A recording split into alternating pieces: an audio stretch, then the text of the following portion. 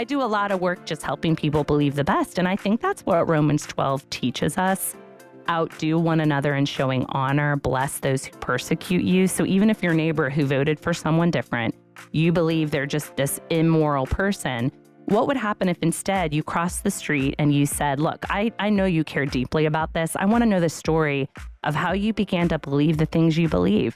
That's a whole different connection than just being angry and arguing with people on your street all the time.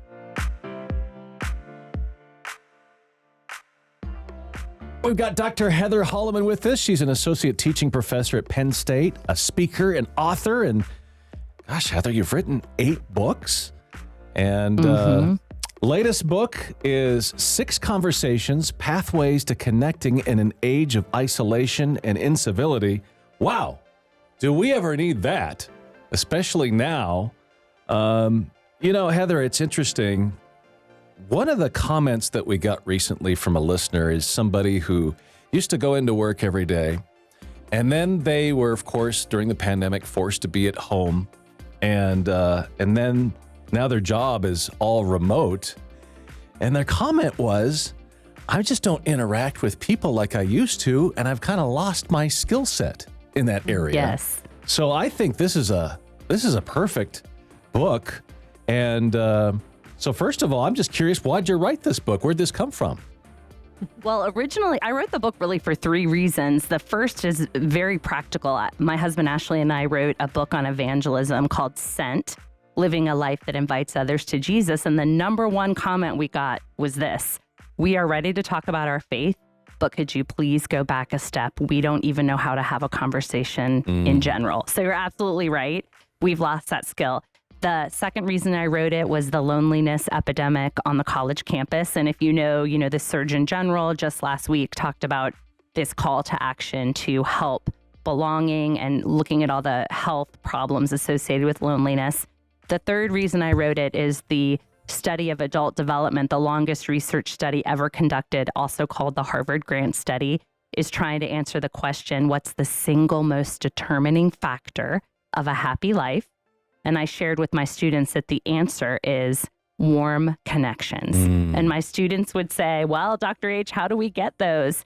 So I was highly motivated to bless my college students, but also I realized a lot of people, they're just so disconnected. Their health is suffering. Their relationship with God is suffering. They don't feel like they're in rich communities of deep belonging. So my heart just went out. And as a military daughter, I'm no stranger to loneliness. I grew up as sort of a lonely child. So this is sort of the life message that God has really written into my life, is helping people connect and loving community.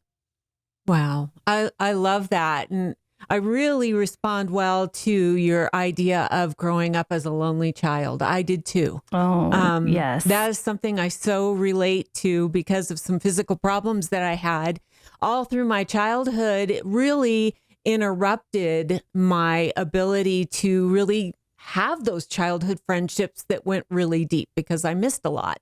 So I really appreciate that. And I think another thing, a misnomer for those of us who speak for a living, is to think that conversations are easy for us. And really, they're not. So many of us are actually introverts. And so when it gets into one-on-one conversation, I've said it often to our friends on the air, small talk is just so difficult for me. So I love that you have given us a plan and a purpose, really, a reason for paying attention to this. Why is it important that we pay attention to what you call the 4 mindsets of a loving conversation? Because that seems a good place for us to start.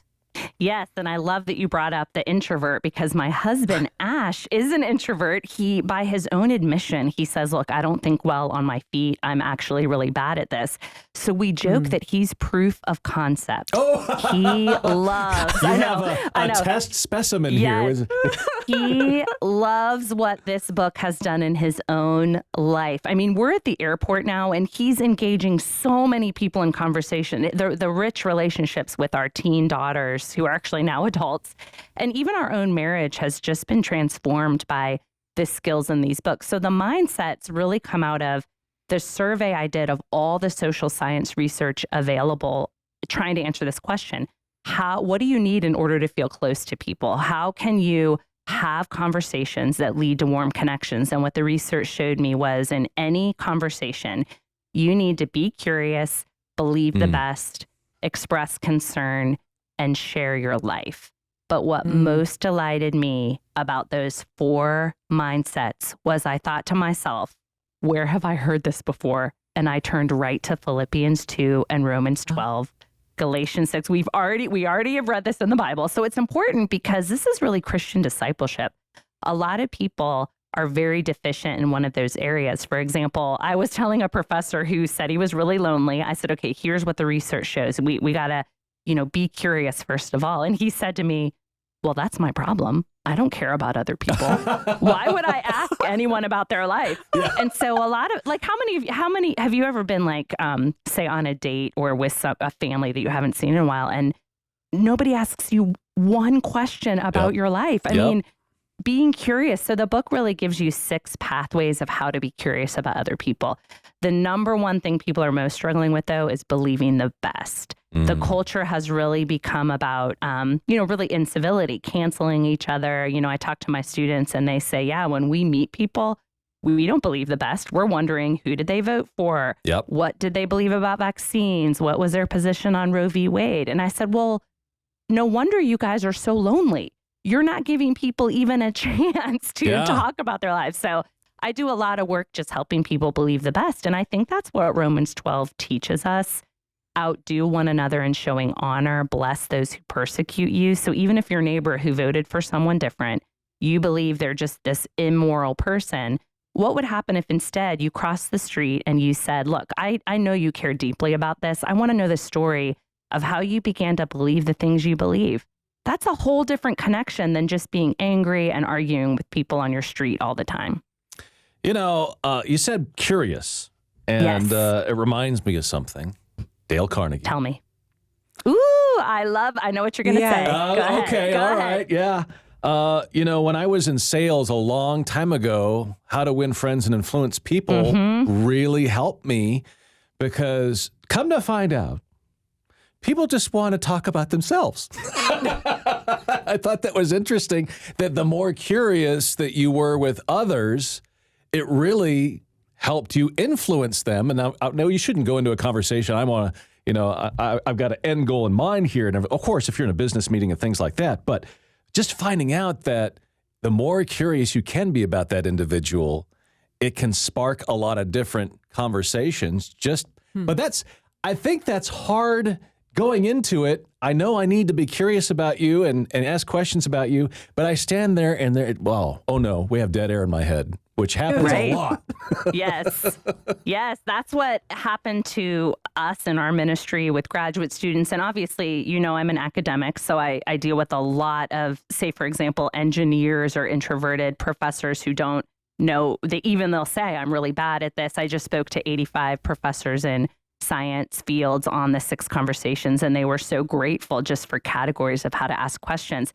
So if you're talking to someone and you just cannot think of one question to ask, the book tells you to look at people and remember that they have 6 dimensions to them. You figured this out. There are 6? Yeah. Okay. 6. And this is going to change your life forever, because when you see someone, usually we're like, how are you doing? That's the emotional category. Let me give you the 6 categories of what it means to be human.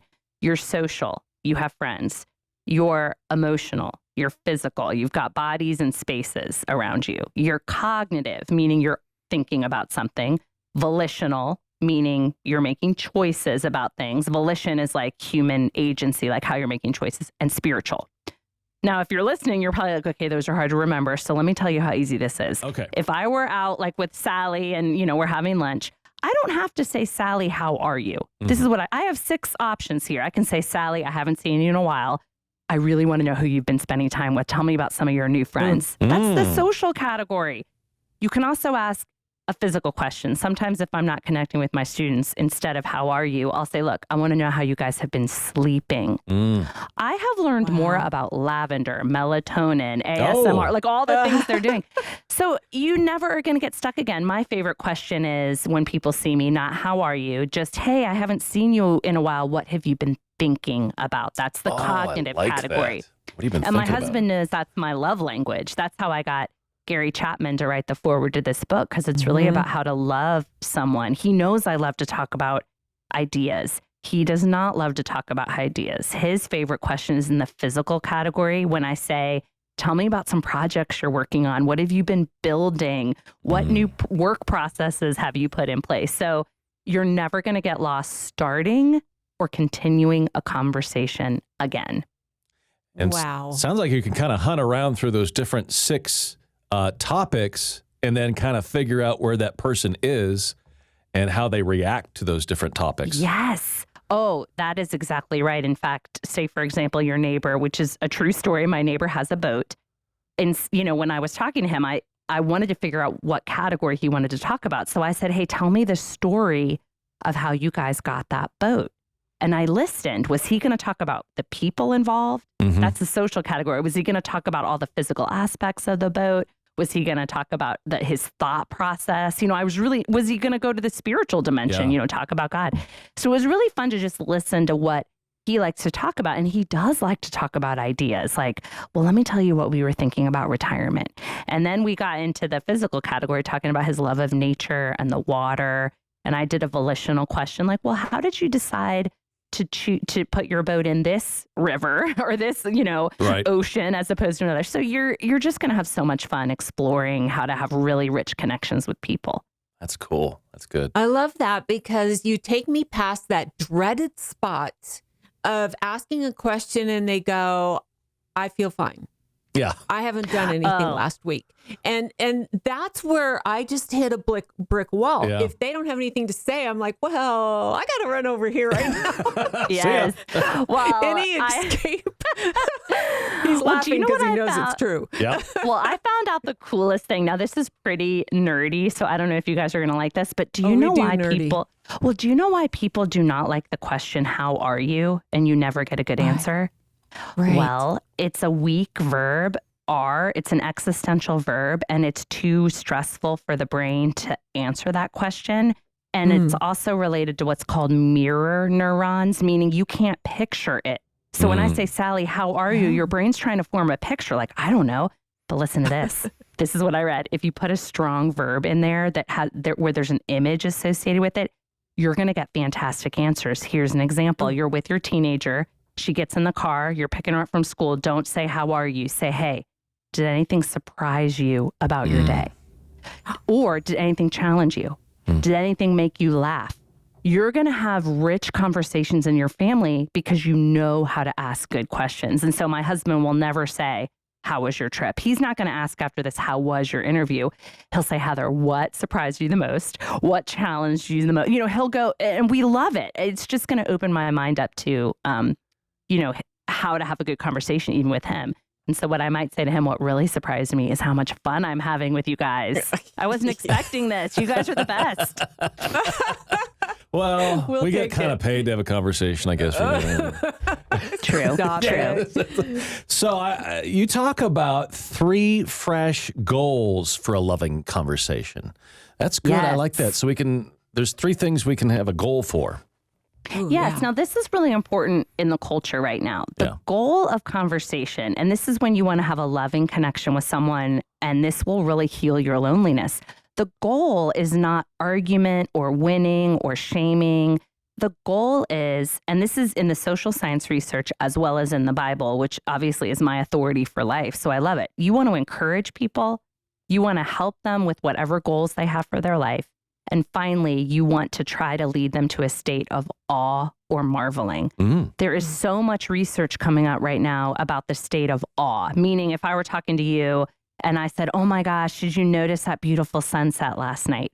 The research shows that if we're together experiencing a moment of awe, we will feel close to each other.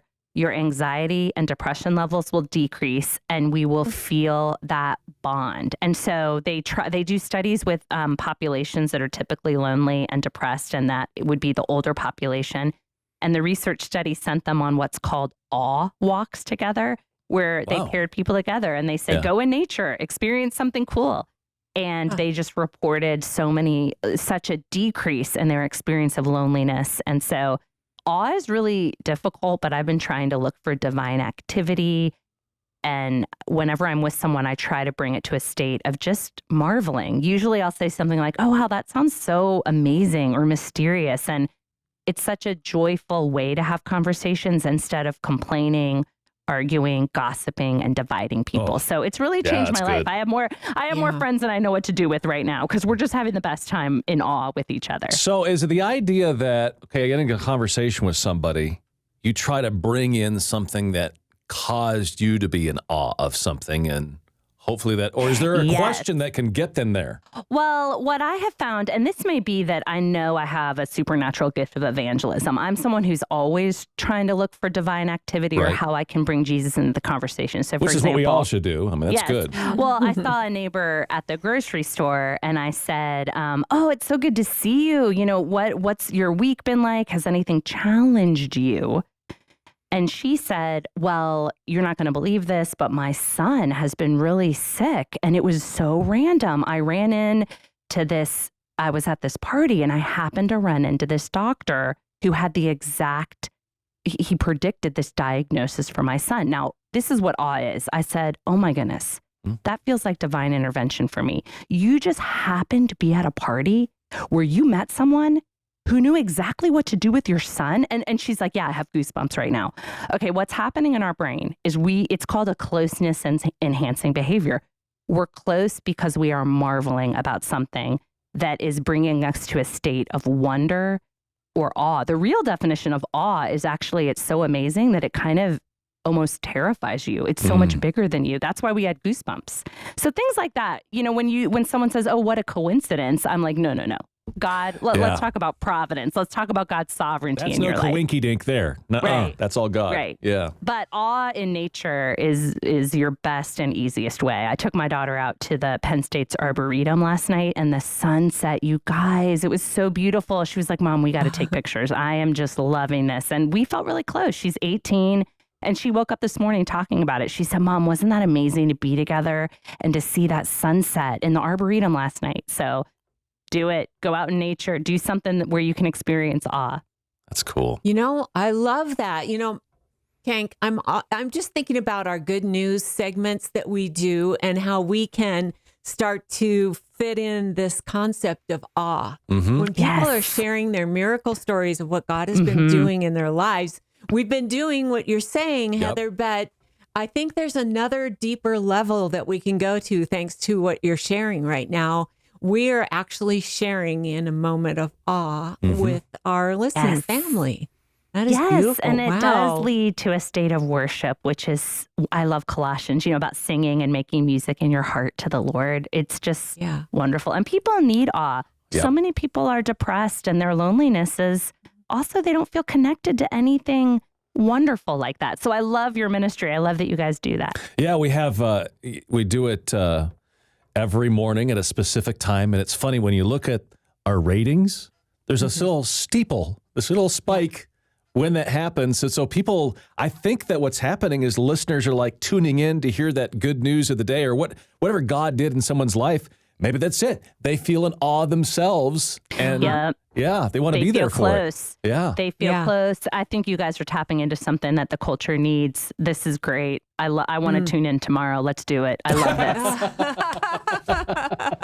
this. You can be our guest. 7:30 a.m. Eastern. Monday through Friday. Yeah. That's right. I love it. So is the question you ask people, how did you see God at work? What question are you asking really, listeners? it's called the good news of the day. It's like, what is God doing that's good in your life? And most of them, a lot of them are medical miracles, just kind of a different thing. Not so much even miracles all the time, but some of them are. But it really is just, what? How about our little 5-year-old who called today to just say, you make me happy? Yeah. Oh, my goodness. His good news. So everything from a 5-year-old, I think he's our youngest caller, up to the 80s and beyond are calling us to share their good news. Yeah. Well, I love that you do it in the morning, because I read a research report about when people share good news, it primes the brain to learn better. If you get people in a positive mood, they're more receptive. It's such a good brain state, which is why one of my attendance questions is exactly that. Does anyone have any good news? What are we celebrating? And I make everyone share because it wow. makes the brain Yeah. happier and ready to learn. So you guys are setting people up for a great day. That's brilliant. And now you've helped me understand why it's important not to have yelling and screaming out the door in the morning. Oh my goodness. I know. Okay, now you're getting too personal. Now you're that, I spent too many years as that kind of mom, and praise God that he helped me. The Lord really helped me realize the power of being positive in the morning and celebrating and anticipating what God will do. Can I share my favorite Bible verse with you guys in that please. Lay it area? on us. Yeah. Okay, this changed my parenting and my family life. It's Psalm 5:3. And it says this, that David is writing this, and he says, "In the morning, O Lord, you hear my voice. In the morning, I lay my requests before you, and I wait in expectation." Ooh, I Right? like that. So I tell my girl, I've been doing this since they were 7 years old. I said, girls, okay, what do we need from the Lord today? He said we can come to him with anything. He daily bears our burdens. He's the kind of good father where you can ask him for anything, and then we write it down. And then at the end of the day, you can say, okay, David waited in expectation. Did you see God respond in any way to the things that we needed? Because even if it's a no, it's still divine activity.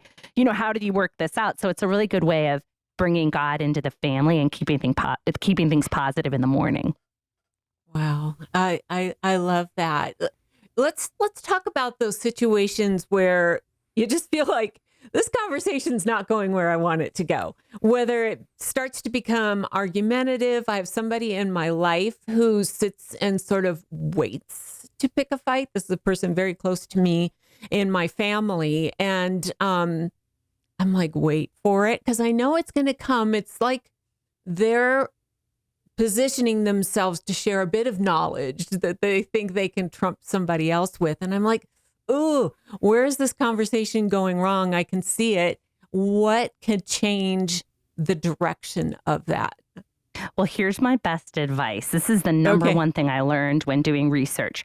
When you listen for people's core values and notice what they value, you can shift out of the realm of argument and move the conversation to a rich and meaningful connection. So in that situation, I would say this, look, every time you talk, I can tell you really value contributing knowledge. You really value having the right answer. And you could even have a moment of respect, because remember, the second mindset is believing the best, unconditional positive regard. If you said to that person, I really admire this about you because you do have a lot of knowledge, but here's my second question.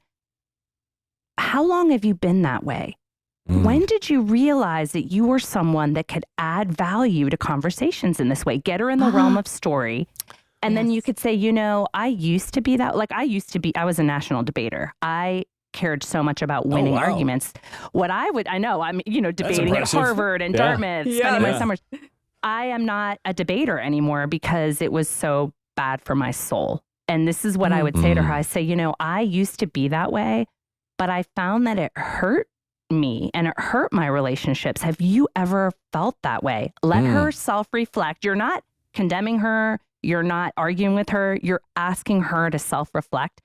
It may be a wonderful moment. I mean, I use this principle of core values all the time because I'm in a often hostile work environment. And when I slow down the conversation, and I'll say, oh my gosh, as you're talking, I can tell you really value excellence. Like if you're with someone who's insulting people who haven't done a good job and it's getting really hostile, I said, you're someone who really values excellence.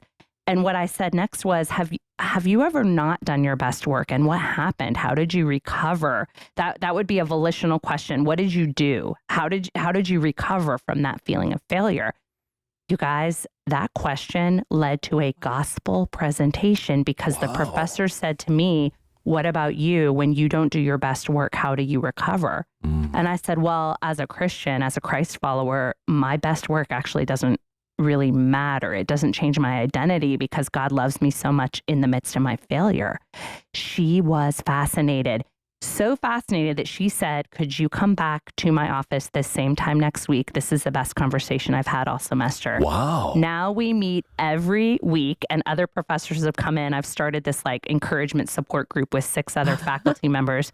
And literally we were all kind of hostile, not nice, and now we're all best friends. Wow, that is such a better reaction because my question would have been, how did you become such a know-it-all? That's not a good question to ask. Well, you may actually get a really I mean, I don't know what you think about this, Sally, but I'm not a trained therapist, but sometimes you can get to a moment of real therapeutic healing with someone when you say, "Hey, how long have you been this way? Tell me the story of what happened when you realized that you really loved to add knowledge to conversation." And you may get a story of a wound or something, and it may really open up a tender moment where you can talk about how God has healed your own heart in various areas.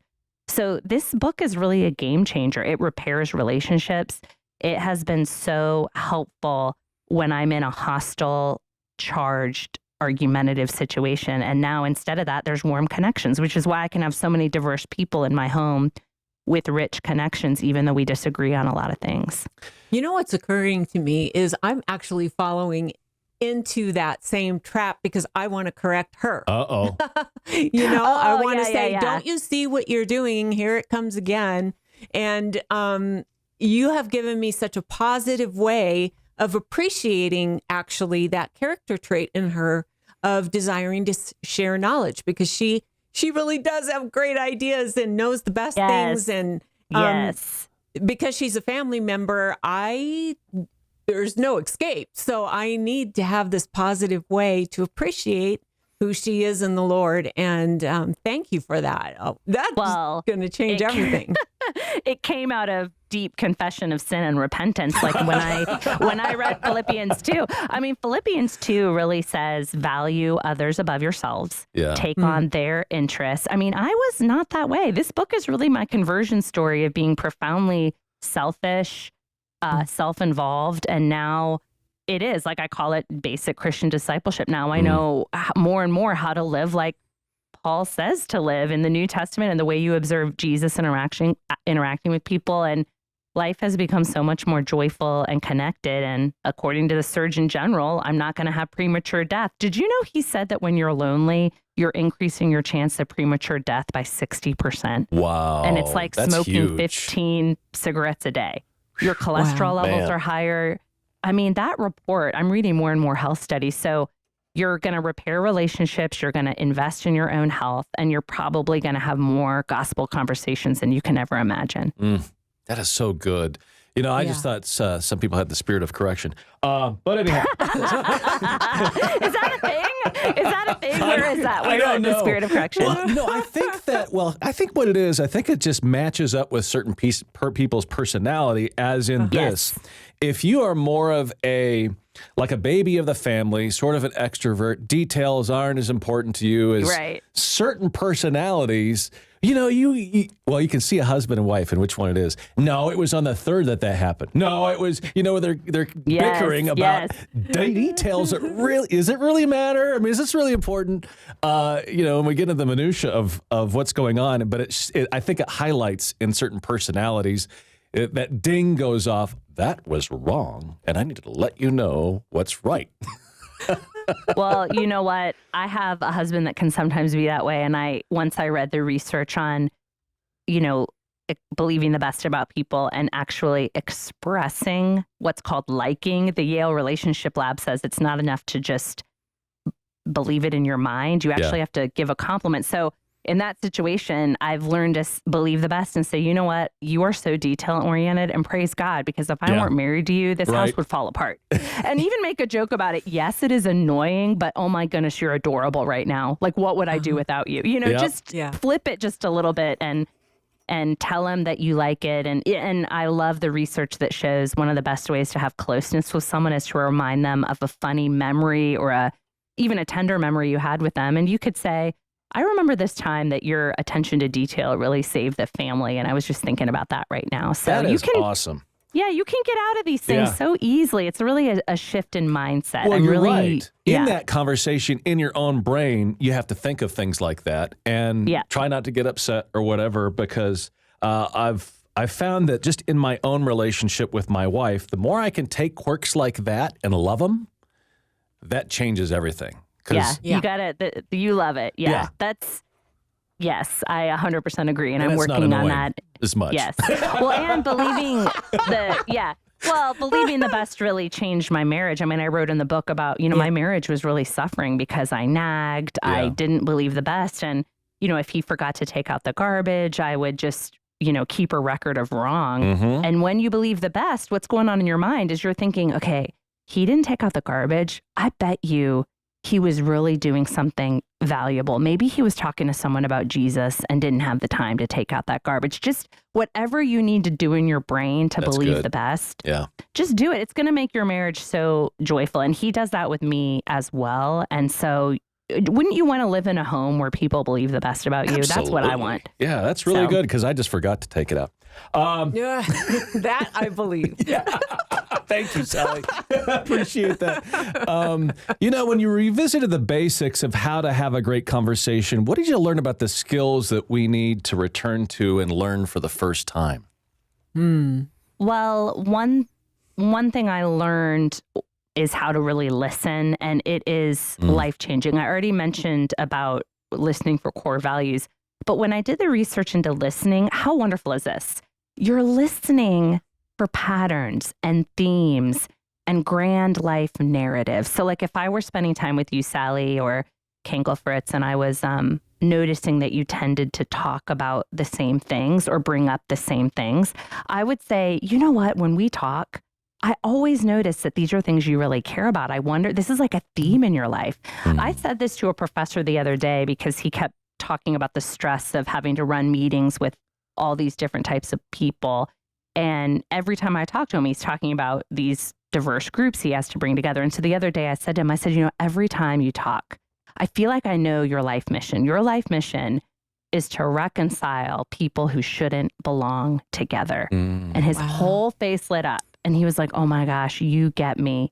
I didn't even think about it like that, but I do think that's my purpose in life, which again would lead to a spiritual conversation. Like, do you think this is God-given? Were you this way as a little boy? Okay, so listening, practice noticing what people care about and what their core values are. So with my neighbor, Terry, down the road, I was just trying to get to know him. And he was walking his dog. And I said, Terry, did you go to the wrestling tournament? Because he loves Penn State wrestling. And he said, well, I was going to go, but my wife changed the plans and my son is not following my itinerary. He went on and on. I said, Terry, when you're talking, I can really tell that you value your schedule and being orderly. I said, that's really cool. You run a tight ship in your home. He was like, I do. I really do. Keep walking with me. He just felt warmly connected because I just mentioned. So listening and then making sure either you're talking too much or you're not talking enough. So I give just tips on, have you ever met anyone who's kind of like a monologuer? They just go on and on. Yep. You know what I mean? Okay. Then if you're someone trying who to doesn't, figure out how do I get out of it? Well, you shouldn't be doing Right. that, but yeah, that's what's thinking in your mind. Right. Oh my gosh, this is nonstop. Yeah. So you don't want to really be talking for more than 2 minutes at a time, giving people a chance. And also, if you're not sharing your life and you're just really good at asking questions, that's not a conversation. That's an interview, which is fine, but you're not going to have the warm connection if you're also not sharing a little bit about yourself. And so just to be aware how much you're talking or if you're someone who's not talking. Now, the number one question I have when I run workshops on the 6 conversations is, what do I do if I've done all these great skills and I'm the expert and I know how to do this and the person never asks me one question? I've got all the basics. That happens. Yeah. And so one thing I've been doing in conversation is actually training people how to have a good conversation. And so one thing I'll do. Wait a second. You can train them to ask you a question?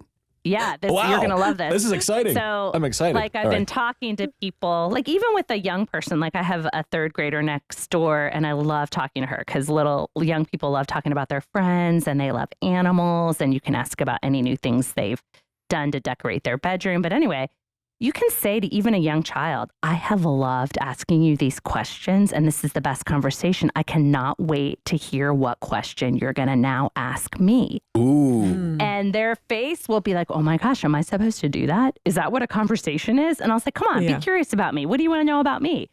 And I've done that with, adults. I've done that with professors. And then sometimes I'll say, look, I'm going to make this easy for you. Here's the question I'm hoping you'll ask me. I want you to ask me what I've been thinking about. And they love it. Just give people the gift of knowing what you like to talk about. And then also don't be afraid to say, look, I'm reading this book on how to have great conversations. So I need you to ask me some questions if we're going to be close. Wow. That's good. I love that. Man. I love that. We can educate each other Yeah. on asking ourselves the question. That's That's good. great.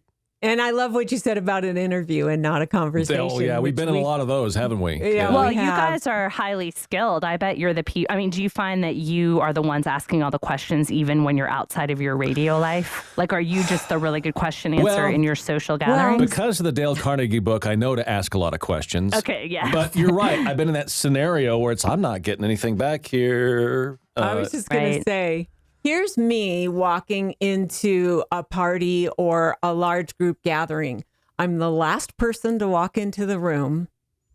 And I just can't get past that fear and self-consciousness of, oh no, what am I going to say? What do I remember? What do I forget about this person? And I don't like that side of me. And that's why I think I'm so excited about talking to you and how you're opening up a whole new world for me of appreciating who everybody is, which I thought I did, but I think I need some improvement there. Well, Sally, when I get nervous about that, because, I travel and speak a lot, I have to meet a lot of new people. And I was at an event in Atlanta and I had that exact same feeling. I walked in, I was like, oh gosh, I don't, remind me of the book I wrote. Well, I had a lot of success. Remind myself of the book I wrote. Just, when people approached me, and I tell my college students this, if you don't know what to do, part of believing the best is just offer a compliment, but then you can offer a compliment in a way that leads to a conversation. So one thing I like to do is I'll say, I love that skirt. I would love to know the story of how you got that skirt. People will they'll tell you things. Women at this event, they loved it, especially, and sometimes I do the church information desk, so I'm the one that everyone walks by and wants to talk to. I tried out this question. I asked people to tell me the story of a piece of jewelry they were wearing. I learned more about people's great grandmothers or that they found it at the beach it was awesome. So, you'll have all sorts of tips like that. And I don't know, or you could say, look, I really need a good place to go out to dinner. What's the best meal you've had lately? That's called a spark question because it releases dopamine in the brain when you talk about things like the best food you've had. I ask teenagers, okay, what's the best song you've heard lately? What's the best TikTok video you've been sharing? They get excited when you use that word best. Like, what's the best of this? So, Sally, we're never going to get lost again. We can do this. Hey, Thank you. I'll talk about food all day. That sounds fantastic. I mean, I love Yeah. food, although I've been watching The Chosen lately, and all I want is pita and hummus and olives. I just want my Israeli. I want to go, my Middle Eastern food. I'm currently on a Middle Eastern kick. What about you guys? I love talking about food. Although I don't even know where you guys are. Are you in what? I don't even know. So- I'm in Pennsylvania. yeah, Family Life Radio's headquarters is in Tucson, Arizona. Okay. So we're talking Mexican, Oh, yeah. anything that's, Latin influenced is huge around here. Huge. So, yeah. I Yeah. love food. And I'm up about 3 hours north in the mountains in Prescott. So barbecue is a big thing up here. And we She's in cowboy love country. our smoker. Yeah. We're in cowboy country. I'm telling Yep. you, barbecue is actually, you can go deep in conversation about yeah. barbecue. You know how I know? I married a man from Raleigh. Did you know that Southern barbecue is completely different from Northern barbecue? There's vinegar based, right? This is the whole Okay. thing. I love conversations like that because you can get into culture, you can get Yeah. into family history, family recipes. Can I tell you So- says we found out you're from Michigan, or can I tell you my favorite Michigan barbecue story? Oh, Please. So I'm at a How radio, could I say no? I'm at Go a ahead. live broadcast, broadcasting from a business, and one of the ladies from the business says, "Hey, we got some barbecue today."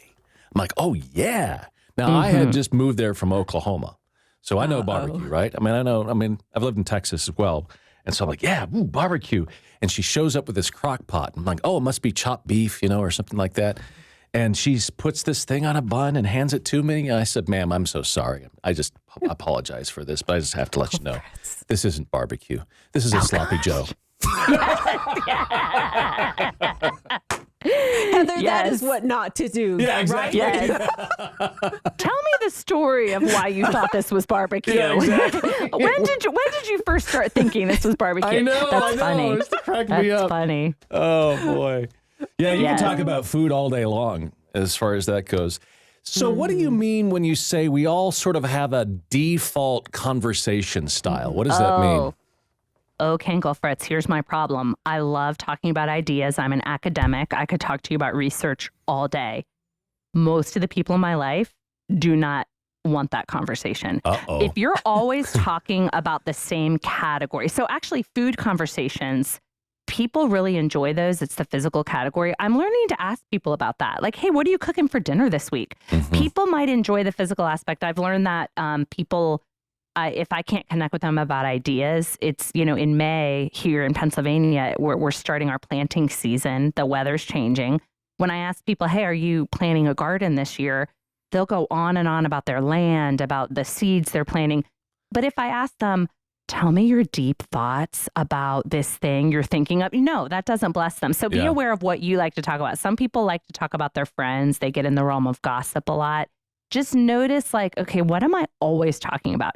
And then one thing I recommend is learning to talk in different categories, like the volitional category. I met with a trauma expert who said one of the ways you can really bless someone who's experienced a lot of stress is to ask them about, okay, what's the next decision you have to make? How can I help you with whatever decision's going on? Because decision making is so stressful. So often with students, I'll say, tell me about some choices you're making, or like what's that big decision you have to make this week? But I'm not used to talking in that category. So, and a lot of people are challenged by the book because they never have conversations in the spiritual category. And so they're kind of expanding and also noticing what other people like to talk about, what their preferred conversations are. It's really a way to love people. And it's a way to discover, who they are. So I love it. I am learning, though, about categories of people. Teenagers, they love it when you ask about their brands. They love it when you say, give them a compliment and say, how did you get it that way? Like, hey, your hair looks great. How did you get it that way? You're going to learn about their products, their morning rituals, their bedtime routines. I love figuring out what groups of people like to talk about. That is really good. You said it's a way of loving people. I totally agree. That makes a lot of sense because when you're in, especially if it's not your love language or your area of that, you want to talk about. And if you're sort of like getting into their space and what they want to talk about, that's a gift. I mean, you're basically giving them what they want or enjoy, and that makes a lot of sense. And hopefully, we all know about love. The more you love someone, eventually they love you back. And so I like that. That makes a lot of sense. That's good. And you do feel loved. I host a little dinner party called Soup and Story. My husband makes soup, and he says all you have to bring is a story.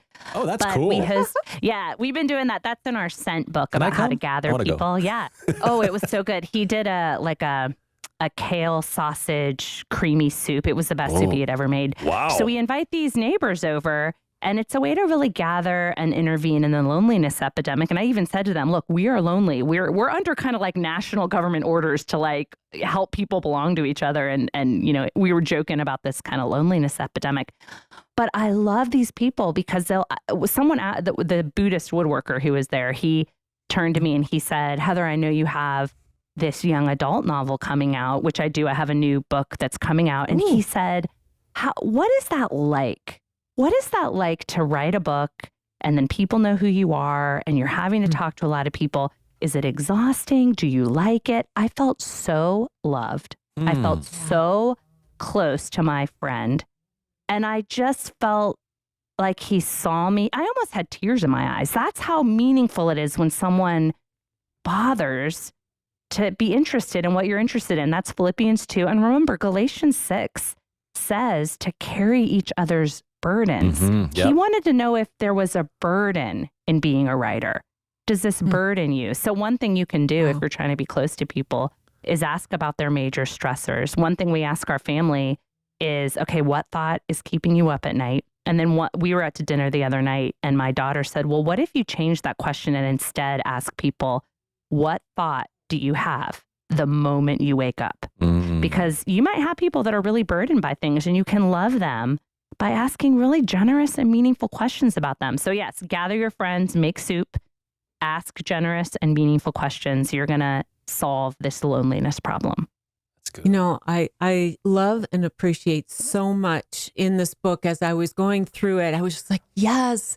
And for me, it spoke loudly to how we enter a room, how we enter a conversation. Yes. Is it here I am, or is it there you are? And I try to remember that's the approach to have. And that's what I hear in what you're presenting. Because I need simple nuggets to hold on to. Oh, I need simple. Or they just split away.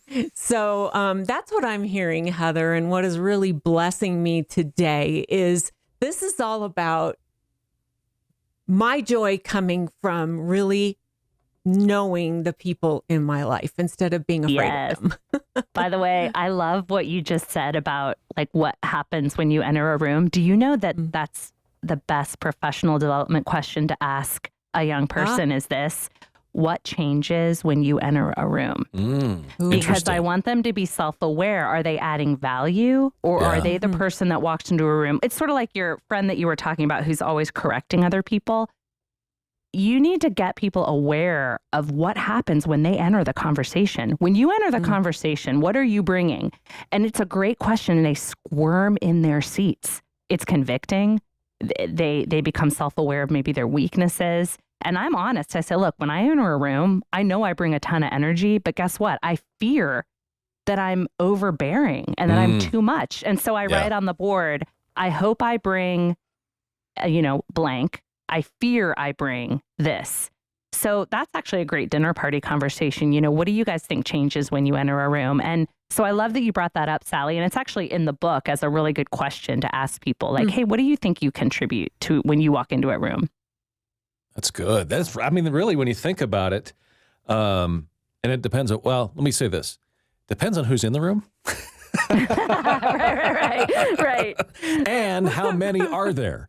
Because for me, I walk into for example, I'm about to go to a couple of conventions. Yeah. Ooh. Now, one of them, I'm going to a radio convention where I'm going to know a lot of people that are just, people that I've met in industry. But even that, when you walk in there, it's like so overwhelming. What do you do next? You feel like I'm lost. I don't know. Do I just walk up to someone? How do so I feel like there's a lot of different rooms here that we're talking about. For me, that's the scariest room, Yeah. Well, it's interesting because when I walk into a room like that, I am learning to say, okay, who here looks like they need some encouragement? Because remember the three fresh goals. Yeah. Encouragement. Who here do I know is working on a project? I want to hear about it and I want to know how I can support them. Or who here looks like someone who may want to marvel with me? I go back to the three fresh goals. Also, you do need to be secure. I mean, the first book I ever wrote for Moody Publishers was called Seated with Christ. It was how to know you're already seated at the greatest table with the greatest king, because then you're not fighting for a seat at the table. You actually don't need attention. So I used to enter a room and need all the attention. I was the one who was like, nobody's asking me any questions. Nobody likes me. I'm not having any conversations. Because I'm seated with Christ, I'm already secure. I can walk in and say, okay, who can I encourage? Let's ask some really good questions. Let's get some connections going so I can take my eyes off myself when I kind of know my identity in Christ. But I'm growing in that area because I still really like attention. Yeah. Well, what you've done is you've created a mission in your head. Yes. And so that gives you sort of like a plan to go in and what to do. Otherwise, you just walk in there. It's like, oh boy, I don't know what to do here. I love that. That's great. That's really Inclusion. Your goal is belonging now. By the way, that is a theme in my life. My engineering neighbor came over 2 days ago and she said, Heather, do you know that every book you write is about belonging? This is not about the 6 Conversations isn't new. This is what you've been doing your whole life. And I loved it because she recognized the core value and I felt close to her. I felt belonging with her. So it is true. This is the theme of my life. And anyway, I just wanted to share. Yeah. So belonging, passion, everything you read that I write will be about something about that. Yeah. So we like to wrap up every interview by asking this question. What brings you joy today? Oh, I love that. Well, what brings me joy, are you ready? Yep. Connection. What brings me joy is connection. I love talking to people and I love seeing how God is at work in their life. I love noticing divine activity in people. That brings me so much joy. Now, my next question is this, now that you've written this book and everything, was that always there? Or do you think that's something you've developed over time? Well, just like Sally and I were talking about, I was so lonely growing up as a military daughter and even in college that when I tasted for the first time authentic connection and belonging, that's when I was like, this is what we're made for. This is what I want. Well, yeah, and it's what we're made for. Like Right. I'm reading the book Delighting in the Trinity by Michael Reeves. And, God is relational. Everything about who he is about rich belonging. Yeah. It's who God is. Father, Son, Holy Spirit. They exist in joyful belonging with one another. And when we try to create communities of authentic connection, we are reflecting the character of God. Amen. Yeah. Oh, that's so good. Wow. Yeah, This has from been- Genesis on through, right? Yeah. From Genesis Jesus. on through. Yeah. Yes. Mhm. Yeah. That's why it Questions. feels so good. That's why it feels so good when you're with your friends, when you're laughing, when you feel close to people. It feels so good because it's what we're made for and it reflects who God is. Yeah. And that reminds those of us that are super introverts, which isn't me, it's my wife. Well, she would disagree with that. She's not super introvert, but that you got to get out there, Yeah. You do. You need to be with people. You have to. Right. Now, you don't get your energy from them if you're an introvert, but we still gotta be in communion, with those people that especially enriching, good friendships and things like that. So this is awesome. I love this. What a great book. Yes. More. Yeah. Well, you guys, you do ask really good questions, and I've loved sharing our lives together. This is so fun. And I want to Amen. tune in tomorrow for the good news. I feel like that would be such a joy for me to hear that every morning. I can get it streaming, right? Like online. Yeah. I don't have to. Yep. Okay.